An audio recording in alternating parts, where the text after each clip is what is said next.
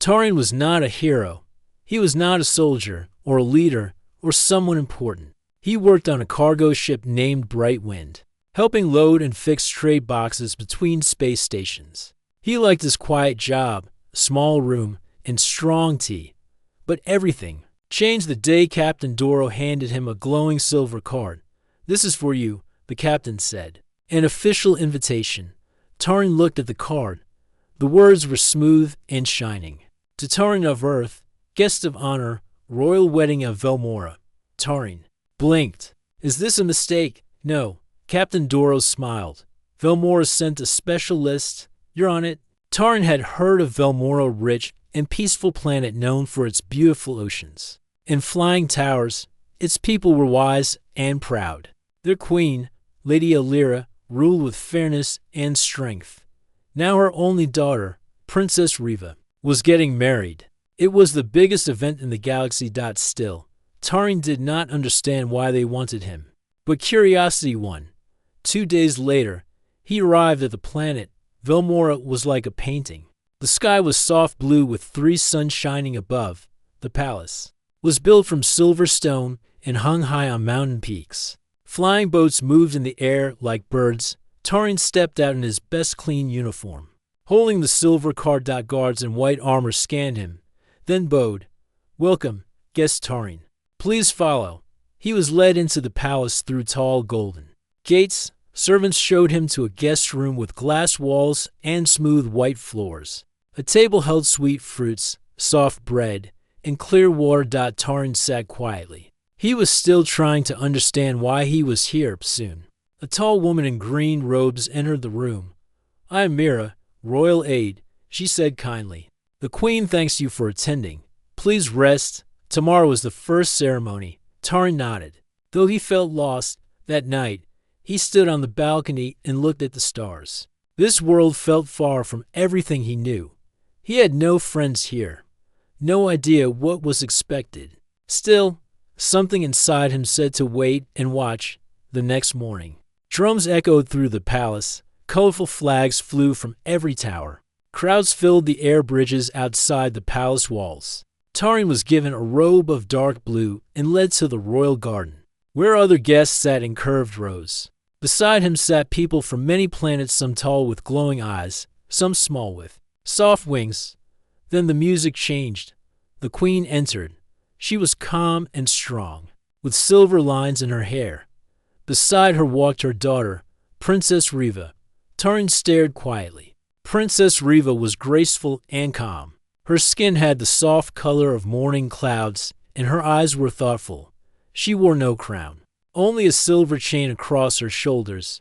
She looked at no one directly, not even her future husband who stood beside her. The royal groom was from a powerful noble house called Trenel. He was tall, sharp-faced, and proud. He spoke loudly, smiled too often, and bowed without warmth. As the high speaker welcomed the guests, Tarin noticed Riva's hands. They were still. She did not smile. She did not glance at the groom. Her face was quiet, but her eyes were heavy. The first ceremony ended with cheers and firelights. But something felt wrong to Tarin. Later that evening, Tarin went for a walk in the palace gardens. The pots were filled with soft glowing lights and sweet smells. He turned around a stone wall and stopped. There, standing alone near a quiet tree, was Princess Riva. She turned and saw him. For a moment, they stared at each other. Tarin bowed quickly. "I'm sorry. I didn't mean to disturb." "You didn't," she said softly. "You are the guest from Earth." "Yes," he replied. "I came to watch." She looked up at the stars. "Do you like what you see?" "It's beautiful," Tarin said. "But it feels quiet." She gave a small smile. "Quiet can hide many things." Tarin hesitated. Then he said, "You don't look happy." She looked at him carefully. "And what does a guest from Earth know about royal happiness?" "Nothing," he admitted. "But I know when someone wants to run." For a moment, she said nothing. Then, slowly, she asked, "And if someone does want to run, where can they go?" Tarin looked up at the stars. "Maybe not far, but even a few steps can matter." She smiled again. "You're different." He shrugged. I'm just a cargo worker. Perhaps, she said, but not a useless one. Then footsteps came from the garden path. Guards. She turned and walked away, leaving behind the soft sound of her steps. That night, Tarin returned to his room. But something was waiting. A small folded note had been placed under his door. He picked it up and opened it. The words were written in sharp black ink. Leave before the final day. You are not welcome here. Tarin held the note for a long time. He had come to watch a wedding. Now. He was part of something he didn't understand, and someone wanted him gone. Tarin stared at the note for a long time. The words were clear. Someone wanted him to leave before the wedding. But why him? He was just a visitor. He had no power here, no position, no reason to be a threat. He placed the note in a drawer, then locked it outside his window. The palace lights still danced, music played far away. But his room felt cold. The next morning, Mira, the queen's aide, came with a soft smile. Did you sleep well, guest Tarin? Yes, he lied. The second ceremony begins at sunset, she said. Today, the princess will walk through the Hall of Ancients. All guests may watch from the side chambers. Tarin nodded. Thank you. Mira hesitated at the door. You are safe here, she said. Then she left. Tarin wasn't sure if she believed her own words. The Hall of Ancients was a long crystal path inside the palace. Tall golden statues of Velmoran rulers lined the sides. Each step echoed like a song. Tarin stood with the other guests in the side gallery, behind clear glass. The hall was quiet. Then came the soft sound of footsteps. Princess Riva entered alone, dressed in a silver-blue robe. Her face was calm, but her eyes did not shine. As she passed each statue, she bowed slightly. Her hands touched her heart, then the air, a sign of respect. Tarin watched closely. Something in her walk spoke of strength and sadness. She was not afraid, but she looked alone. At the end of the hall, the royal groom waited. His smile was wide, but it did not reach his eyes. As Riva reached him, he took her hand quickly and held it high for all to see. His grip was firm, too firm. Tarin saw. Riva winced for a second. Then the groom looked toward the glass wall where the guests stood. For a brief moment, his eyes locked on Tarin. He didn't smile. Later that day, Tarin walked the quiet outer gardens again. He needed space to think. He passed small pools, bright flowers, and stone bridges. He paused near a quiet stream. Then, he heard soft steps behind him. It was Riva. She stood with her hands folded. You are not like the other guests, she said. I'm not sure why I'm even here, Tarin replied. She stepped closer. Do you want to leave? He thought of the note. Maybe I should, but now I think I want to stay. Riva gave a soft nod. You saw him today. I did, Tarin said. He looked proud. But something was wrong. She looked away. This marriage is not a dream. It is an agreement, one that my mother made to protect Velmora. The groom's family holds great power. You don't love him, Tarin said. She shook her head. Love is not asked here. Only peace. Tarin looked at her gently.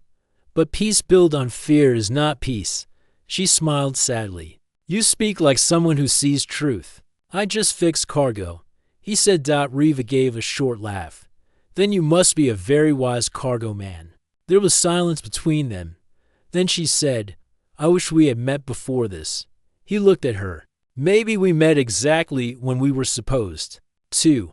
But before she could reply, loud footsteps came. The royal guards approached quickly. Princess. One said, You are needed inside. Riva looked at Tarin for a moment. Then she nodded to the guards and walked away without another word. That night, Tarin sat in his room. The stars outside blinked slowly. He replayed her words in his mind. Why did she trust him? Why did she speak so freely? His door chimed. It was Beno, a young local servant who had brought food to his room before. Sir, Beno whispered, I must show you something. Please come quietly. Tarin followed him through servant halls, hidden behind palace walls. They walked down curved stairs and across shadowed paths. Finally, they reached a storage room. Beno pulled out a glowing tablet and tapped a few buttons. A A small screen opened in the air, showing a message from the groom's house. It was sent in secret. It showed a plan to move large armed ships near Velmora's moons after the wedding. They want control, Bano said. They plan to use the wedding to open the palace, then bring forces. Tarin felt his heart beat faster. Why show me this? Because she spoke with you, and you are not one of them, Bano said. I serve. The old queens wish to protect Velmora. Tarin nodded slowly. We need to warn Riva. Bano handed him the tablet. Keep this, and be careful. Someone is always watching. As Tarin walked back to his room, he passed a mirror in the hallway. He looked at his own face. He still saw the same man who fixed cargo boxes and cleaned old ship walls. But now, someone trusted him, and something was about to go very wrong. He had a choice to make. Tarin sat in his room, holding the small glowing tablet close to his chest. The message from the groom's family still played in his mind. It was clear now this marriage was not only about peace. It was a trick, a way to bring soldiers into Velmora and take control from inside. He looked at the stars outside the window. The night felt heavy, everything looked calm, but danger was growing behind the scenes. He thought of Riva, her quiet voice, her sad eyes.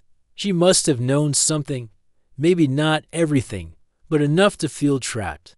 Tarin stood up. He had to do something. He could not stay quiet anymore. The next morning, he asked Mira, the queen's aide, if he could meet the queen. Mira raised her eyebrows. It is not easy. The queen is very busy now. It's important, Tarin said. Please, I wouldn't ask if it wasn't serious.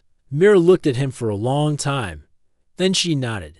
Come with me. She led him through tall silver halls and quiet golden doors. Finally, they reached a small room.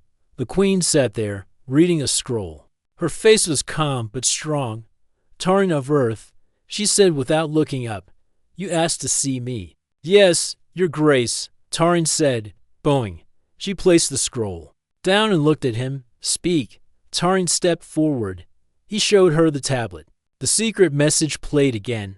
Her eyes watched every word. Her hand stayed still, but her face grew cold.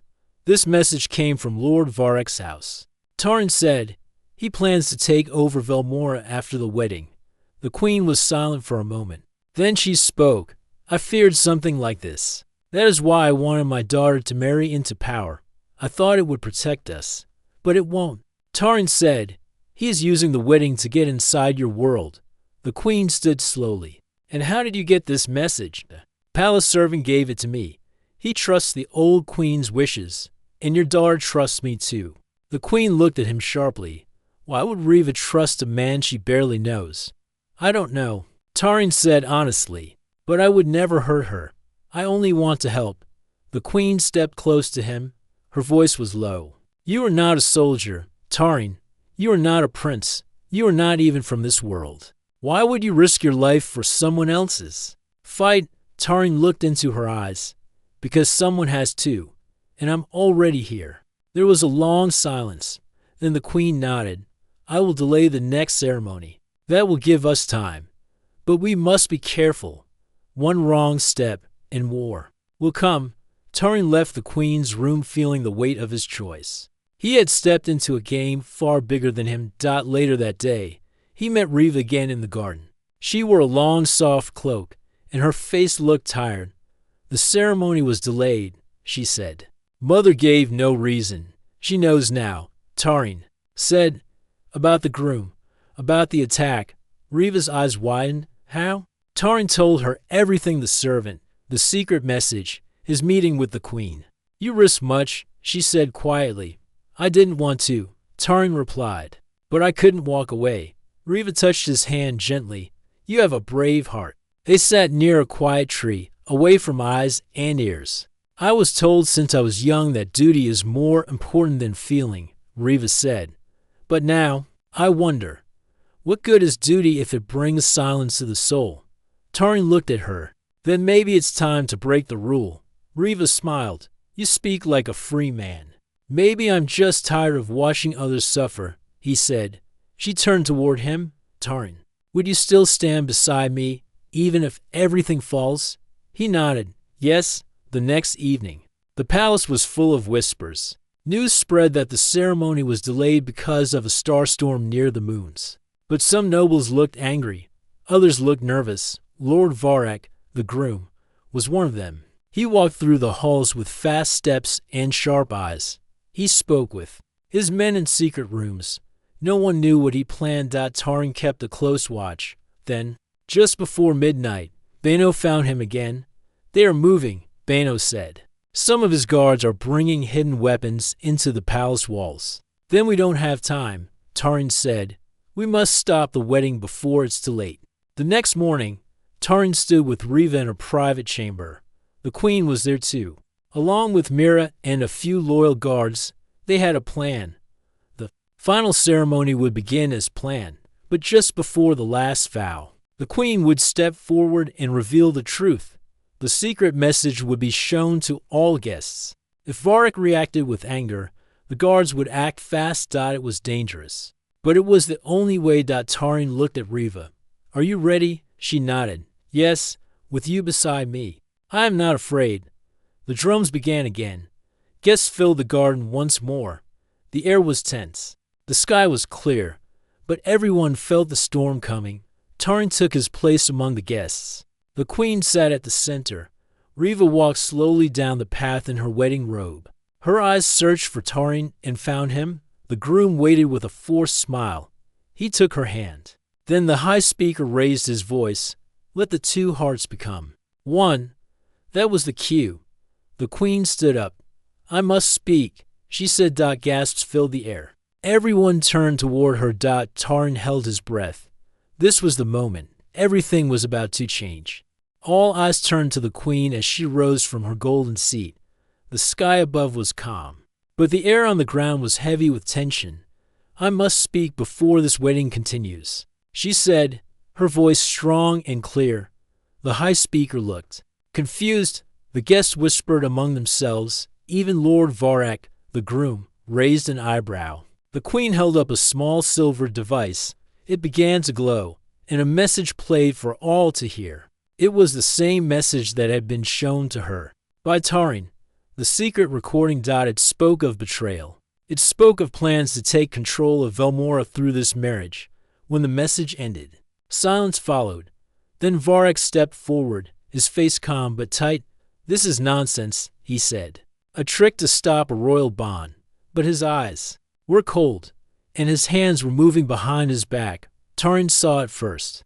The groom was signaling his guards. Tarin shouted, Stop him! At that moment, one of Varak's men drew a hidden weapon. But the queen's loyal guards were faster. They tackled him to the ground. A second attacker reached for Riva.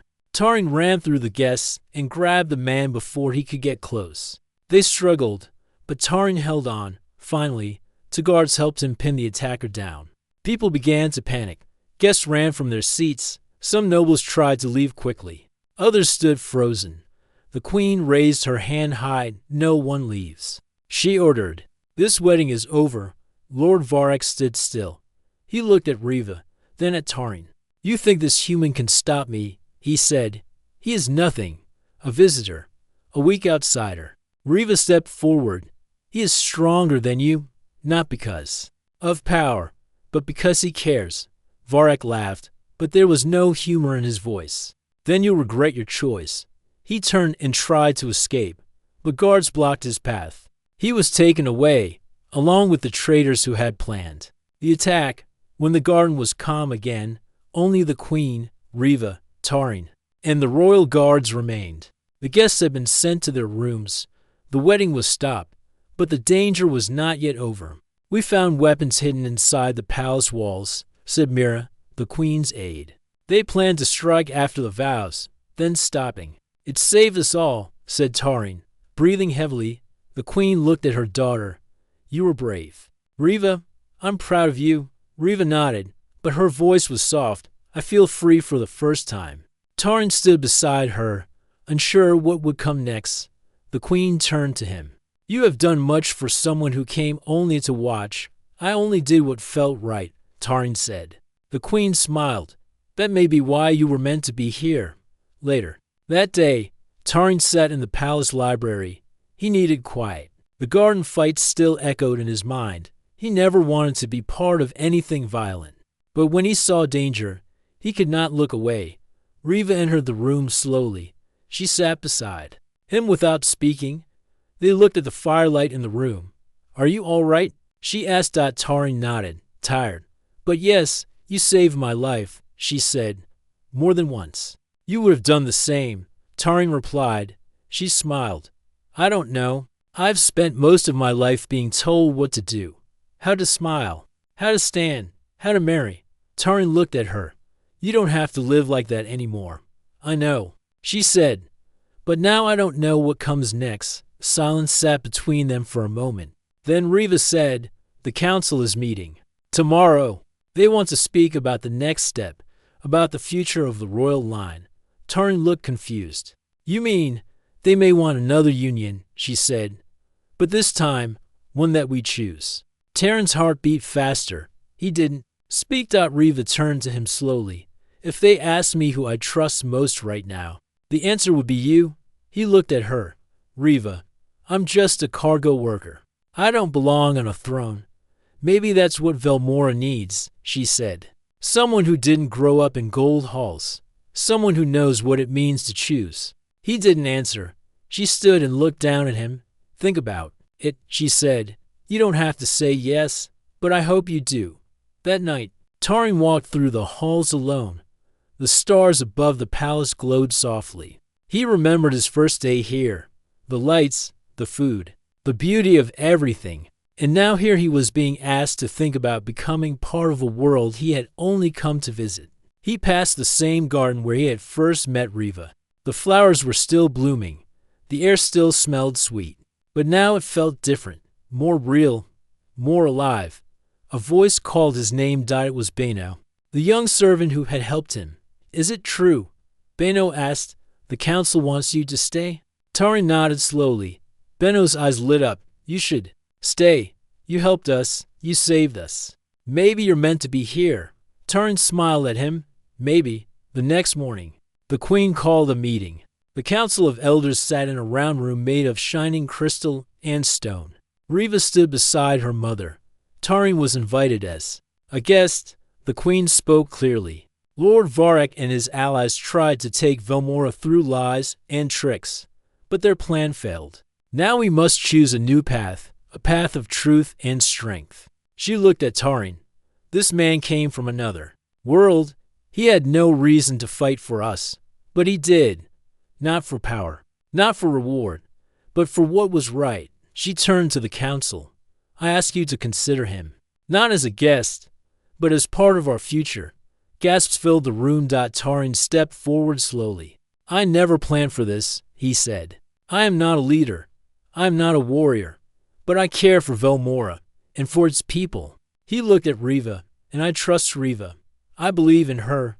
Riva smiled. The council whispered among themselves. Finally, the oldest member stood.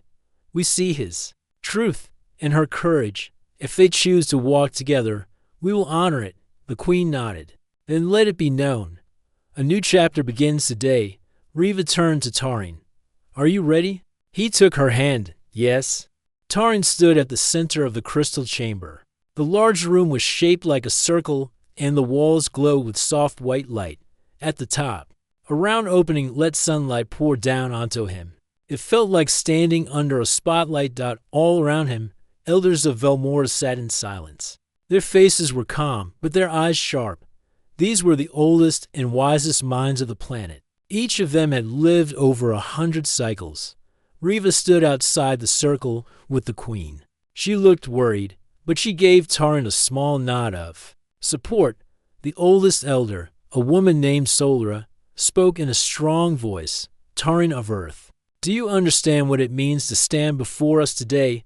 Tarin took a breath. "Yes, I was told that if I wished to stay by Riva's side, I must be accepted by the council." Solra nodded. "This is not about power or love alone. This is about trust. You will be tested, not in battle, but in mind, heart, and spirit. Are you ready?" Tarin looked at Riva one last time. Then he nodded.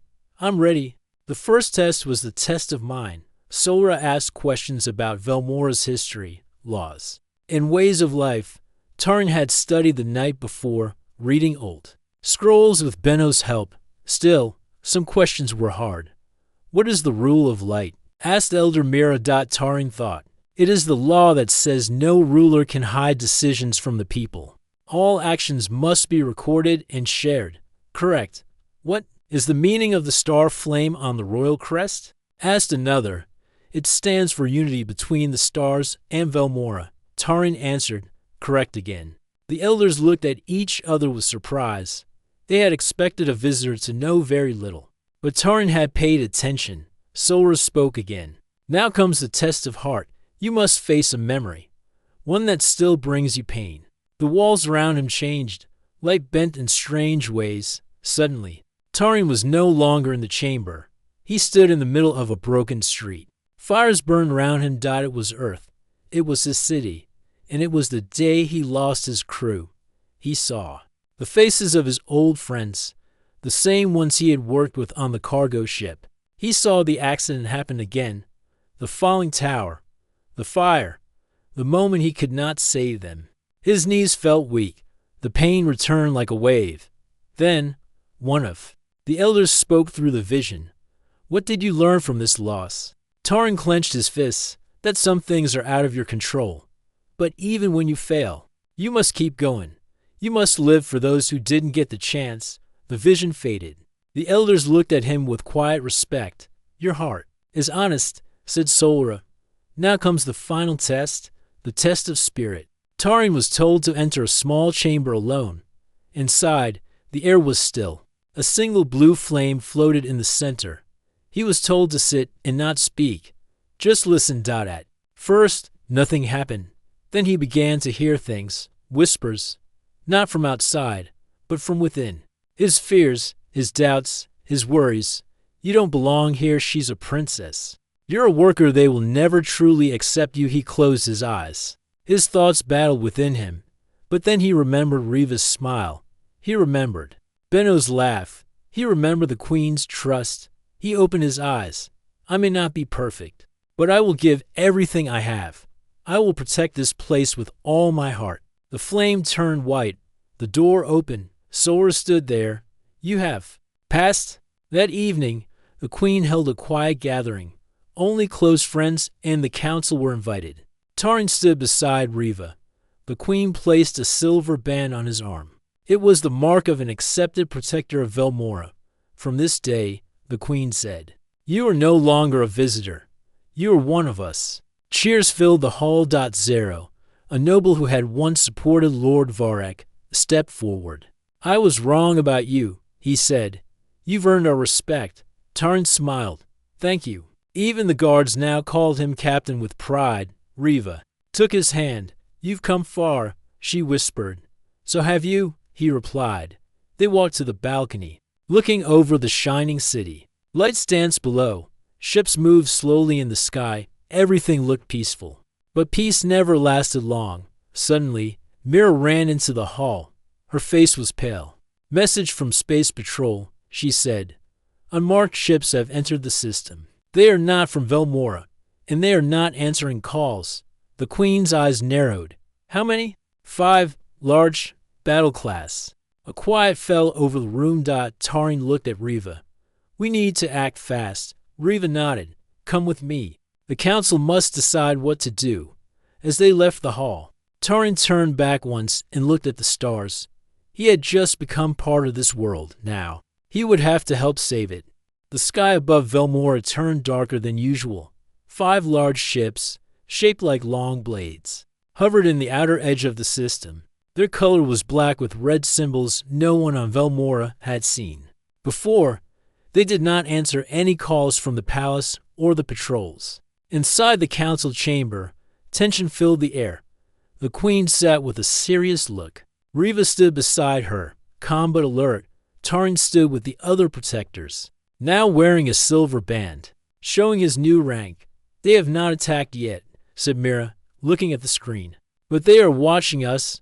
Their weapons are armed. One elder spoke. They may be waiting for a signal or testing us. Tarin asked, have you seen these ships before? No, said the Queen. They are strangers. Tarin stepped forward. We should send a small team and a fast ship to scan them closer.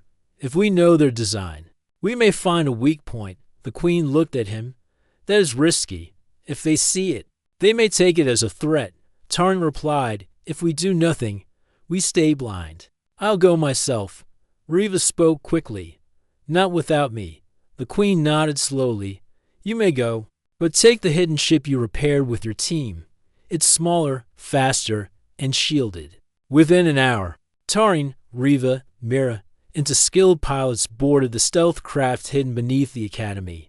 The ship was slim, dark gray, and quiet in space. It had no heavy weapons, but was fast and hard to detect as they flew into the stars. Riva sat beside Tarin in the cockpit. Still feel like a visitor? She asked with a small smile. Tarin smiled back. No, I feel like I belong now. They passed the outer ring of Velmora's moons and soon saw the enemy fleet. The 5 ships stood in silence like sleeping giants. No lights, no movement. Just shadows floating in space. Tarin zoomed in with the scanners. They're not robots, said Mira. I see crew moving inside, but their signals are strange. Not normal energy. It feels dark. Suddenly, one ship turned slightly. A red light blinked near its front. They see us, said one pilot. Break off, shouted Riva. Go dark. They cut power and drifted, using space dust to hide. The enemy ship sent a small probe toward their last location. It scanned and returned. But it didn't find them. Tarin whispered. They're careful, but they're not sure what we are. They returned safely to Velmora with the scans, inside the palace. The Queen listened to the report. These are not just any ships, said Mira. Their energy matches stories from long ago, from the time of the Star War. Everyone went quiet. The Star War was a time when ancient enemies from deep space attacked peaceful worlds. Velmora had survived by hiding. The Queen said, if this is true, then we face danger greater than before. Tarin stepped forward. We need to prepare defenses, train the people, hide the weak, and we must try to speak to them. One last chance before battle. The Queen nodded. You are right. We will speak once. Then we will stand. The next day, a message was sent to the enemy fleet. A peaceful greeting. A call for talks. No answer. Then, an hour later, a reply came. The voice was deep and cold. We are the Zarn. We take what we want. We saw your world. We will have it. The Queen replied. Velmora will not surrender. The voice said, then you will burn. The signal ended all over Velmora. Bells rang. Ships lifted. Shields activated. Soldiers reported to duty. Even farmers and workers were given safe places underground. Tarin joined the command group. Riva was beside him, dressed in light armor, her eyes sharp. Do you think we can win? She asked. Tarin looked out at the sky. I don't know, but I know we can fight together. The enemy ships began to move. Slowly, they entered Velmora's orbit. The Queen gave the final command. Hold the line. Do not strike first. The first shot came from the enemy. A beam of red light struck the outer shield. It shook, but held. Velmora's defense towers answered. Blue energy flew across the sky. The battle had begun. Tarin joined the control room, helping guide ships in space. Riva flew out in a fast fighter, leading a group of guardians. Explosions lit up the sky. Zarn ships circled, trying to break the shield, but the defenders stayed strong. Suddenly, one Velmora ship was hit badly. It began to fall. Tarin shouted, Get rescue ships now. Don't let them crash. As the battle grew, one enemy ship lowered into the clouds, heading toward the city. Tarin knew what it meant. They wanted to scare the people. He ran to the secret hangar and boarded the stealth ship again. I'm going up, he told the Queen. I can't stay down while they get close. The Queen nodded. Go, and come back. He flew fast. Rising above the golden towers, the enemy ship looked like a dark mountain. It was heading straight for the palace. Tarin pushed the ship forward. He didn't have big weapons, but he had a plan. He flew under the enemy ship, aimed at one weak spot shown in the scan, and released a signal jammer. The enemy ship's sensors blinked. At the same time, Riva's squad flew in. They used the distraction to hit the ship's engines. It shook and started to fall. The crowd below watched as the enemy ship crashed far outside the city. A cheer went up. Back in the palace, the queen smiled. "You gave them hope," she said to Tarin and Riva when they returned. That night, the enemy ships pulled back. 3 were damaged. To left the system completely. Velmora was safe. For now, Tarin stood on the palace roof with Riva. They looked at the stars. "You were brave today," she said. "So were you," he replied. She looked at him gently. "The day of the joining ceremony is close." Tarin smiled. "This time, I'll be ready." They stood side by side in silence, watching the sky where the battle had just passed. But something told Tarin it was not over yet. The sky above Velmora was calm again. The smoke from the last battle had faded. The stars twinkled above like nothing had happened. But the people of Velmora remembered. They remembered the fire, the fear, and the victory. In the royal palace, the queen stood beside her daughter, Riva. The ceremony was just 1 day away. The royal hall had been cleaned and decorated with silver cloth and lights that shimmered like water. Flowers with glowing petals lined the path to the throne. Guards stood at every corner. But they looked relaxed for the first time in days. Peace had returned. Tarin walked through the garden. Dressed in a dark robe given to him by the palace, he did not feel like a visitor anymore. He felt like someone who had earned his place. The servants bowed to him now, not just because of his actions, but because they believed he was part of Velmora. Riva met him near the fountain. "You look worried," she said. Tarin nodded. "A little. Everything is happening fast." She smiled. "The joining will not be forced. You still have the choice." Tarin looked at her. "I know. But it feels like it's not just my choice now. It's also about the people. About what we became together." Riva paused. "Then come with me. There's something you should see before you decide." She took him deep under the palace. Behind a metal gate was a chamber filled with old books, star maps, and glowing stones. In the center was a mirror made of black glass. "This mirror shows not the past or the future," Riva said. "It shows truth." Tarin stepped in front of it. At first, he saw only himself. Then the image changed. He saw himself standing among Velmora's people, helping them rebuild. He saw Riva beside him. He saw peace. He saw purpose. Then the mirror faded back to black. He turned to Riva. "I don't fully understand what I saw," she said. "It showed your heart. You are already part of this world. The ceremony only makes it real." That night, Tarin walked alone to the top of the highest tower. He looked at Earth through the telescope. It was small, far away, just a blue dot among stars. He whispered, "I miss you, Earth. But I found something here." The next day, the ceremony began. The people gathered in the grand square. Outside the palace, giant screens showed the ceremony. To every part of the city, soft music filled the air, made from wind instruments and crystal chimes. Tarin stood near the throne, dressed in white and silver. Riva entered the hall. Dressed in a long blue gown that shone like starlight, she wore the crown of the royal bloodline, but a second crown sat beside it. That crown was meant for the one she would join with. The queen stepped forward. "In the name of Velmora, in the name of peace and unity, we stand here today," she said. "To join two lives, to bring together two paths, one of this world, and one from beyond the stars." She turned to Tarin. "You came here by chance, but you stay by choice. Will you now take the final step and become part of our world?" Tarin looked at the people. He looked at Riva. Then he nodded. "I will," he said. A cheer rose from the crowd. Riva smiled, her eyes bright. "And I choose you, not because of your strength or bravery, but because you saw us, not as strangers, but as equals." They walked to the throne and touched the second crown together. It rose into the air and gently lowered onto Tarin's head. A soft light surrounded them both. The queen raised her hand. "Let it be known, from this day, Tarin of Earth is joined with Velmora, as captain, as protector, and as one of us." Another cheer filled the city. Later that evening, a grand feast was held. Food from every region of Velmora was shared, music played, dancers moved like flowing rivers. The people laughed, smiled, and sang songs of unity. Riva sat beside Tarin. "You've changed us," she said. He replied, "You've changed me too." Suddenly, a message arrived at the Queen's table. It was from the edge of the star system. A small ship had arrived. It sent a simple message.